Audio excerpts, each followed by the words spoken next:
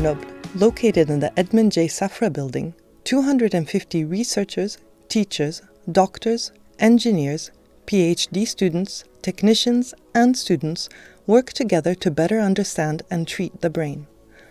Welcome to GIN, the Grenoble Institut Neurosciences, research center of Université Grenoble-Alpes and the National Institute of Health and Medical Research. The city of Grenoble has a long tradition of medical research and education, dating back to the creation of its university in 1339.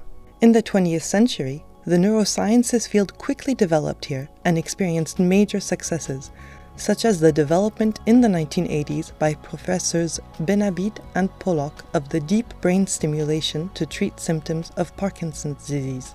At the end of the 1990s, the president of the University of Sciences, Professor Feuerstein, wanted to bring together neuroscience researchers in one unique place. In 2005, the first stone of the Grenoble Institut Neurosciences was laid on the health campus in the immediate vicinity of the Grenoble University's hospital. The building opened its doors in 2007. Today, GIN conducts fundamental and applied research in neurosciences, ranging from molecules to humans. Its multidisciplinary approach aims to develop new therapeutic strategies and technological innovations to treat neurological, neuropsychiatric, or neuromuscular disorders that have so far been incurable. One of GIN's unique characteristics is to have teams with great expertise in the fields of cytoskeleton, intracellular trafficking, and synaptic plasticity. Camille Couvaillet analyzes the effects of the MAP6 protein on the dynamics of microtubules. Using equipment from the PIC-GIN imaging platform, he managed to trace the protein in order to better understand its role inside microtubules. Leticia Capellano is a PhD student in Sandrine Humbert and Frederick Soudou's teams, both of whom study Huntington's disease.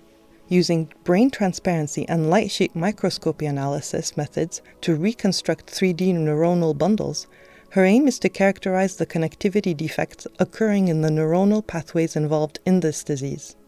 Noémie Villalong studies axonal guidance during regeneration. The challenge is to be able to describe the guiding maps and modulate certain molecular actors to reconnect the regenerated neurons to the functional nuclei and thus allow the recovery of functions. Working with Julia Schaeffer, the two researchers succeeded in identifying and circumventing certain chemical signals that prevented this reconnection in adulthood.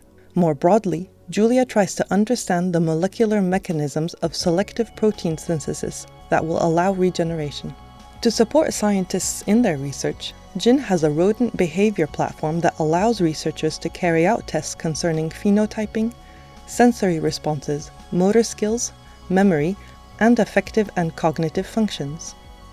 On the IRMAGE platform, Alicia Plandu is developing an NMR spectroscopy sequence to delimit the epileptogenic zone in an animal model. The team has already shown in this model a strong increase in the neurotransmitter GABA in the epileptogenic zone.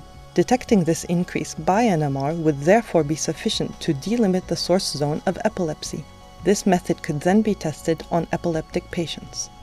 For his part, Stenzel Karkowski works on the harmonization of images, a crucial post-processing step.